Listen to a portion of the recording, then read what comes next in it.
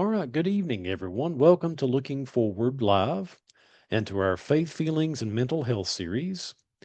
Tonight, our topic is grief, lament, and healing, making space for sorrow and finding hope in grace.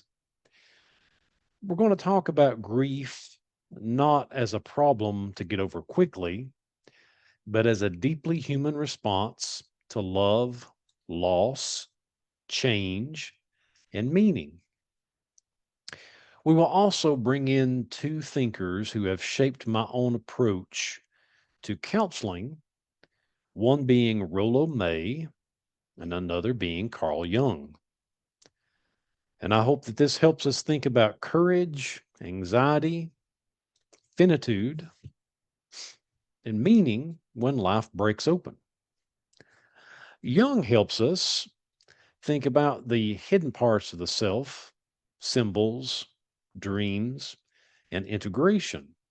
How healing often involves facing what we have often avoided. And as always, this session is for general psychoeducation and community support. This is not therapy, counseling, diagnosis, or crisis intervention. So please don't share any private or identifying personal information in the comments section. But of course, we want you to always interact and share what you'd like. Ask any questions as we go through. But we'll say if you're in crisis or thinking of harming yourself or someone else, we would definitely instruct you to call 988 911 or go to the nearest emergency room. Okay. So, that being said, we're going to get into tonight's session. So, tonight, our simple goal is to make room for sorrow without losing hope. So, tonight, we're going to move through five main ideas. First, grief is larger than death. It includes many kinds of loss, relationships, identity, health, trust, future expectations, and seasons of life. Secondly, grief comes in waves. It doesn't usually move in a straight line. Thirdly, lament gives us faithful language for sorrow. In Scripture, lament is not unbelief, it's honest pain brought before God. And we see this very clearly in Psalms. We brought this up before how important the book of Psalms is to identify these honest emotions, honest pain that we often feel when life just unexpectedly hits us right in the face and wakes us up. And then, fourthly, we're going to use Rollo May and Carl Jung as psychological lenses. Rollo May helps us explore courage and meaning in the face of loss. Carl Jung helps us explore the shadow and symbols and integration. And then finally, we're going to leave with a practical tool that we always want to give something very concrete for you. And we call this NAME. This is another acronym. NAME is we name the loss, we allow the feeling, we make meaning, and then we encourage support. First off, here, grief is more than death. We grieve every meaningful loss. Death may be the most obvious form of grief, but people grieve many kinds of loss. We grieve relationships that change or can often end. We grieve health, safety, innocence, trust, roles, church communities, jobs, homes, identities, and oftentimes we grieve a future that we often imagined but didn't come to pass. Sometimes we don't recognize grief because there wasn't a funeral, but the heart knows when something meaningful has been lost. A person may be grieving with a marriage that ended, a child that's grown up, that's leaving home, a faith community that no longer feels safe. Now, this has been a big part of what I have uh, requested out there because this is a big part of my dissertation work is going to be on religious trauma or faith trauma or church trauma, however how you want to phrase that or any approach you want to take with it. But oftentimes, a faith community that used to feel very safe and helpful, meaningful for us, no longer feels that way. Or as far as our physical health, we may have a body that can't do what it once did. We can't think as clearly as we once did. We can't move in the same way. Or we may have chronic pain. We may have things going on with us that we can't quite deal with. And that can bring about grief. Or we can grieve a version of ourselves that no longer exists. We think, I just don't feel like the person that I used to be. Grief is often love trying to find where to go after loss. So instead of asking, why am I still sad? We can ask, what did this loss mean to me? So again, grief is often love trying to find where to go after this loss. So again, let's ask the question instead of asking, why am I sad? Let's ask ourselves, what did this loss actually mean? Next, many people feel pressure to hurry through grief. They think they should just be over it by now. But grief rarely moves in a straight line. It comes in waves. It may be quiet for a while and then return when we hear a certain song, if there's a certain smell. It could be a date on a calendar. Oftentimes, uh, holidays can be a time when people are celebrating family, but holidays can also be a time of grief for those who have lost someone during the holidays, or maybe they spent time with a very close person for the holidays. And again, that may be someone who's passed away. It could be someone who's no longer in the picture now. Again, it could be lots of us that are getting older and we have children. They are growing up and they're off doing their own thing. And maybe holidays or certain dates on the calendar just aren't quite what they used to be. Or maybe a place, maybe you go to a special place that had a great deal of meaning for you. Maybe just seeing a photograph or thinking about a certain memory just triggers a wave of grief over you. So when grief returns, it doesn't mean you're failing. It doesn't mean you're weak. It means something meaningful has been touched again. We sometimes talk about stages of grief, but we shouldn't just talk about it as if stages are a checklist. Like, well, we've went through that first stage and I should never come back to that again. And again, there are stages of grief. That's very valid, but we don't go through step one, two, and three and never go back to it. Grief oftentimes takes us back. So grief isn't like a checklist. Grief is more like weather than it is a staircase. Sometimes the sky clears, sometimes the rain comes back. So healing is not the absence of sorrow. Healing is learning to carry sorrow with more honesty, more support, and ultimately more meaning for us.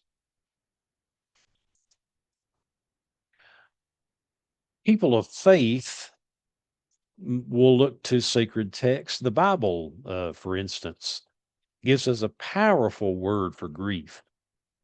If you've ever studied the Hebrew Bible or what Christians call the Old Testament, gives us a powerful word. So faith gives us language to put to what we're feeling. And this powerful word for grief is called lament. Lament is not shallow complaining. Lament is just faithful honesty. It's the courage to tell the truth about pain in the presence of God. And again, like I said, the Psalms are full of lament. And we know this because again, some of our popular songs, they could be country songs or there's songs that rip your heart out. There's songs about lament, songs blues or bluegrass or songs that just really take us to a place to make us feel the pain someone is experiencing. That's a lament. So again, you can go to the Psalms, and in Psalm 13, we find the psalmist saying, "How long, O Lord?" It's just, it feels like this is taking forever. This pain, this grief, it just doesn't end. And then in Psalm 42, we have, "Why are you cast down, O my soul?" It's this deep reflection of, it's like, how long, O Lord? Why are you so far from me? My tears have been my food. These aren't faithless prayers, they're deeply human prayers. Lament teaches us that God's not offended by our sorrow, by our confusion. And we can protest about this. We can ask questions. We can have longing to come out of these situations. Anytime we're told that you can't question a situation because how dare you question God? This is utter nonsense. This is unhealthy. When the Hebrew scriptures clearly teach us in the Psalms to be honest. Don't lie to yourself and lie to God and put on a fake smile as if everything's got to be okay all the time because you have to go from mountaintop to mountaintop if you're a real believer or you're a real Christian or you're a real faithful person. That's just utter nonsense. It's okay. God is not offended if you're angry or mad because the world is unjust or you see things going on that obviously don't need to be that way. Sometimes the most faithful thing we can do is stop pretending and tell the truth. And, one would think the church may not be the most perfect place in town. I know everybody has a complaint about whatever church tradition or church you can go to or your church community. But if churches can't be free of hypocrisy, churches can at least be a place where we can be honest and there can be truth telling go on. And part of that truth telling is not that you're getting up and telling about what's wrong with the world and how these people need to act a certain way and they need to get a hold of themselves. But it's about being honest about lament and about pain. Lament makes room for grief. And because it makes room for grief, this is where you find healing. As I stated before, one of the greatest Old Testament scholars who ever lived, Dr. Walter Brueggemann, would often say, there never will be healing until you go through lament, until you're willing to be honest about where you are and what you're feeling. Now, here I'm going to get into a little bit of uh, one of my favorites, who is a existentialist psychologist, Dr. Rollo May. Uh, Rollo May is important here because he takes seriously the human struggle with anxiety, with limits, freedom, and meaning. Dr. May helps us see that grief brings us face to face with our finiteness or our finitude. Because the truth that life is fragile, control is limited, and love involves risk. These are the realities of life. It's not painting a picture of a false reality where it's like it's some dream world. But we understand that when we lose someone or something meaningful, our sense of meaning just shakes and is uprooted. So anxiety may rise because we're encountering limits of our control because there's so many things we can't control. Loss really confronts our limits, and it rips off the mask that we often wear of we think we can control most of what goes on in our lives.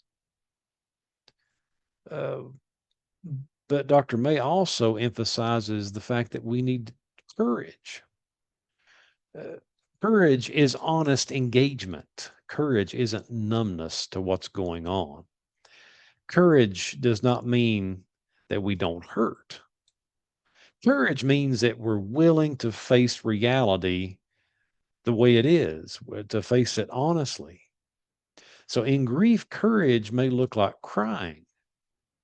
Courage can look like remembering. Courage can often mean asking for help. Courage definitely means speaking the truth and first speaking the truth to ourselves and what we're actually feeling and what we're going through instead of again masking it over or trying to bury it deeper. Courage means choosing to keep living with tenderness instead of just shutting down and shutting out or isolating yourselves from everyone else. So it's very important. Healing asks us what meaning can still be lived. That's what healing looks like in this model. Of course, Dr. Carl Jung taught so much about the shadow and symbols in integrating the best and worst of ourselves. Dr. Jung realized that, like so many understand, that nobody is 100% good or 100% bad, that we're all a mix of good and bad things. And oftentimes you can have somebody that can do really good things, but can be really awful in other areas of their life. So Carl Jung brings us another lens to understand grief. Jung reminds us that healing often involves bringing what has been hidden into awareness. So, grief can reveal parts of ourselves that just buried. It could be anger, regret, could be longing, it could be guilt, could be fear, could be loneliness, or it could be unresolved questions. Jung used the word shadow to describe parts of ourself that we deny or we disown. In grief, the shadow may show up as emotions we think that we're not allowed to have because we've been told to bury that stuff deep and never bring it up. We may feel anger and think, I'm not supposed to be angry. Why am I angry? I shouldn't be angry about this. We may feel relief and then all of a sudden feel guilty. We could feel numb and think something's really wrong with us. So Jung would say, in this approach, it invites us to listen to what grief reveals instead of just pushing it away. So, what integration means is making room for the whole self before God. So, Part of this in healing in this sense means what needs to be seen, what needs to be brought out. These help understand a holistic approach to grief because grief affects the whole person: body, mind, relationships, faith, every part of us. Because again, grief affects the whole person. It affects the body through fatigue, through sleep changes, appetite changes, tightness, heaviness, headaches, and restlessness. It affects the mind through memory, focus, questions, and meaning. Grief affects relationships because some people want to talk while others need silence. Some withdraw while others reach out. And it can affect faith because loss often raises questions about God, about fairness, about hope, and about trust. None of this means something is wrong with you.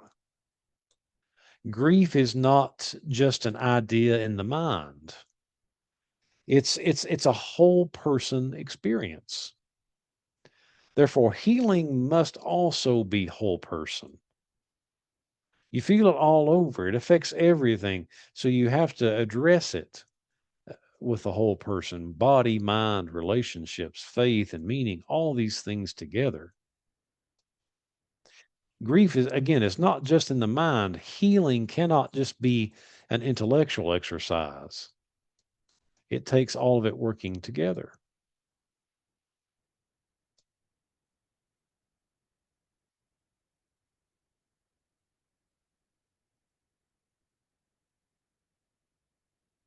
One of the most painful parts of grief is the shame people sometimes feel about how they're grieving. Uh, they think I should be stronger. This is what shame often tells us, and this is what oftentimes we go through. We think I should be stronger. I should have more faith. I should just be over this already. My grief doesn't really count. Something has got to be wrong with me. My grief isn't as bad. Maybe somebody else has worse. Maybe they've experienced something worse than I have. But grief does not become invalid because another person's loss looks different than yours. We don't need to compete over pain or feel guilty about it. We need compassion. Shame says there's something wrong with me for grieving. Grace, on the other hand, says that I'm a human being, that it's okay. And this hurts because this really mattered. We can take responsibility for how we respond to grief without condemning ourselves for having it. Okay? You don't have to rush this grief, and you can find support for it. There's all sorts of grief support groups in the area that I've noticed recently have really caught on. I notice a lot of churches doing this now, where this didn't used to be the case. But I see a lot of support groups. We have one here at Looking Forward, and invite you to participate here. We've had really good groups, real good groups that's related to grief and all sorts of grief. It's not been just because of a death of a person or a pet or something very important, but it's all sorts of grief. And we've had really good sessions and had, I think, some really meaningful and helpful resources for people. So, in a concrete way, I want to give you something to take away. Tonight, I want to offer you something. It's a simple practice. And again, we often use acronyms. And of course, I've called this one NAME. So, NAME basically means the N stands for name the loss, what's gone, what's changed, what's unfinished, what's uncertain. Be honest about what's gone. Uh, you know, what's changed or what's uncertain. A stands for allow the feeling. Let yourself notice sadness, anger, confusion, relief, longing, or numbness without judging the emotion too quickly.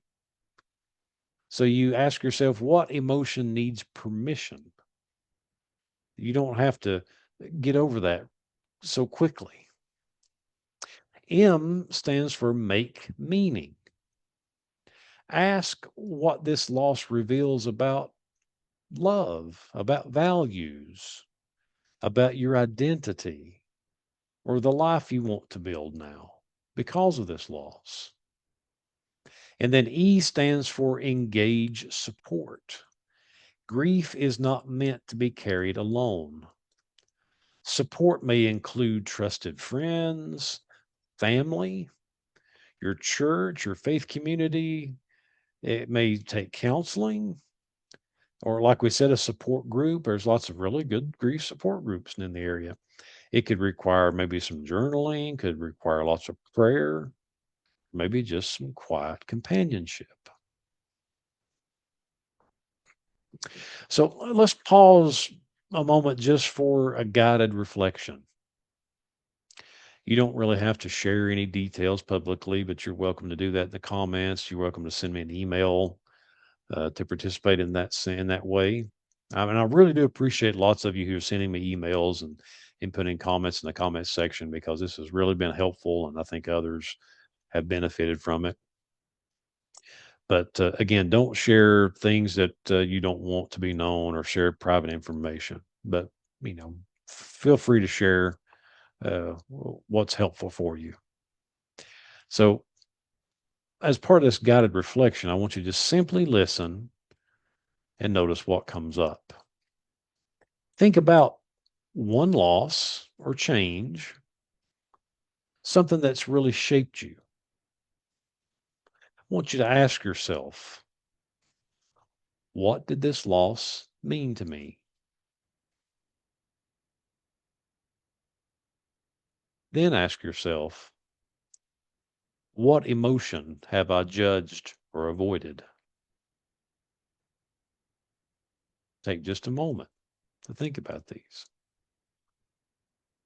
Then ask yourself, what would honest lament sound like if I gave myself permission to tell the truth, to be honest about what I feel, about how this has hurt or how this has angered me? Because again, you're not a bad person for having these feelings. Give yourself some permission. Then ask yourself, what support do I need now? What do I need to do? What how can I connect with others? Or where can I find the supports that I need? Then I want to ask you this. What is one gentle step that I can take this week? So here the goal is not to force a breakthrough or to get you quickly through the stages of grief because as we say, uh, we don't like to just talk about stages. We talk about grief as a storm or like the weather because it comes and goes. There's good days, bad days. There's clear days, and there's rain, and there's storms. But the goal is to create a little more honesty, a little more compassion, and a little more room for healing. So, what helps grief heal? Let's talk about that just for a moment. What helps grief heal? Often, presence is more powerful than advice. We usually want to quickly tell somebody the right words, but I will say this, I've got plenty of examples in my own life of when I've experienced extreme loss, when I feel like my heart has hit the floor and I can't go another step. And I've had people that I had a lot of confidence in and really thought well of their skill and abilities and their intellectual knowledge. But those same people have come in my life and said nothing, but they were just present. And just the presence spoke more than what language could ever say. So again, presence is more powerful often than any advice. Helpful support looks like this. It looks like listening. It looks like patience, practical help, prayer when it's welcomed, or just bearing witness. Just being again a witness there for somebody. So what's some unhelpful responses? Well, unhelpful responses include rushing someone towards some kind of closure. And oftentimes you hear that, you hear the word closure thrown around. It's been thrown around for the last 40, 50 years as if, once you have closure, that you reach some magical point in your life where you no longer have this grief or it'll no longer come up again. It's like you've earned your merit badge now. You can move on. That's not what closure is. But oftentimes we'll rush people toward closure, rush them towards something. But and oftentimes, we'll minimize somebody's pain. That's very unhelpful to unminimize to minimize someone's pain, uh, or to just use spiritual cliches. Well, God's got a plan, or what somebody meant for bad, God meant it for good. One of these days you're going to understand it all in the by and by. We hear all these spiritual cliches. This is not helpful at all when somebody's going through the pain of grief. Or comparing losses, like, well, that's not as bad just because you lost your beloved pet of 30 years or something, or 20 years. That's not as bad as this, or this person has a lot worse. Well, this person lost a lot. Well, there's no sense of comparing losses. That is not helpful at all. Or just demanding somebody be cheerful. Cheer up. This person's in heaven. I know you just lost somebody you was married to for 60 years, but just think they're in heaven with God right now. Don't be sad. That's not very helpful. A grieving person usually needs companionship more than they need correction. So, you don't have to tell them how they need to feel, but be there for them. They don't need correcting. They need companionship. So sometimes the most healing words are not explanations. Sometimes they are that, hey, I'm here. I'm sorry. I'll sit with you. You don't have to carry this alone. In Christian language, this is part of bearing one another's burdens. We see this continuously throughout, the New Testament, bear one another's burdens. So again, faith can oftentimes give you language for something that you don't realize is so necessary. So as we bring this together today, we can hold several truths at once. From Dr. Rollo May, we learn that grief requires courage, the courage to face reality, the courage to face uh, our own temporalness, or the finitude of life, the fact that we're not going to be around forever and that life changes and things uh, things never stay the same in our lives. And he also teaches about, trying to find meaning in an honest way. From Dr. Carl Jung, we've learned that Grief calls for integration. It's making room for the hidden and the wounded parts of ourselves so they can be seen and brought forward to give us wholeness. We see from a faith perspective, we learn the language of lament. Because again, faith gives us language to put to what we're feeling. So, honest sorrow brought into the presence of God. This is lament. This is good for us. We can't sing victory until we go through lament, until we go through sorrow. Um, and then, from a grace perspective, we learn that healing doesn't require denial or shame. Healing invites honest wholeness. You don't have to be emotionless to be faithful. We've said that throughout this series. Faithfulness does not mean that you have to be like a rock and you just have to have no emotions. You don't have to rush grief in order to have hope. You can have hope at the same time that you may be grieving. So now, as we close tonight, I want to leave you with this. I want to tell you again, you're not alone. Uh, we're in this together. And I'd encourage you this week, practice what we talked about, this practical little tool I gave you called name. Name your loss. Allow a feeling. Make meaning and engage a support.